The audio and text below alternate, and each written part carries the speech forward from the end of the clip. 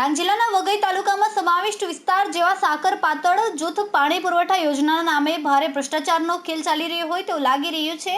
પાણી પુરવઠાના અધિકારીઓ પગ લાંબા કરીને ભર નિંદ્રામાં હોય તેમ લાગે છે। પ્રાપ્ત માહિતી અનુસાર ગુજરાત પાણી પુરવઠા અને ગટર વ્યવસ્થા બોર્ડ ગાંધીનગર નિમિત્ત સાકર પાતળ જૂથ પાણી પુરવઠા યોજના તાલુકા વઘઈમાં સમાવેશ ગામોમાં ભ્રષ્ટાચારનો વિકાસની યાત્રા પહોંચી હોય તેમ લાગે છે। પ્રથમ નજરે જોતા કામગીરી પૂર્ણ છે તેવી શક્યતા હાલ કોઈપણ ગામોમાં પાણીની સવલતો પૂરી પાડે તેમ નથી। તે પહેલાથી જ ડેમની સપાટીની તળેટી નીચે લીકેજની સમસ્યા જોવા મળે છે, જેમાં કોન્ટ્રાક્ટર અને પાણી પુરવઠા અધિકારીઓની મિલીભગતથી નિમ્ન કક્ષાનું મટીરીયલનો ભરપૂર ઉપયોગ કરવામાં આવ્યો હોય તેમ લાગી રહ્યું છે। ડાંગ જિલ્લાના આંતરિયાળ વિસ્તારના 25 જેટલા ગામોને આવરી લેવામાં આવેલ હોવા છતાં જલસે નલ પાણી મળશે ક્યારે તેની લોકો રાહ જોઈ રહ્યા છે। Reporter Ramesh Mahala, Tehelka news, Dang.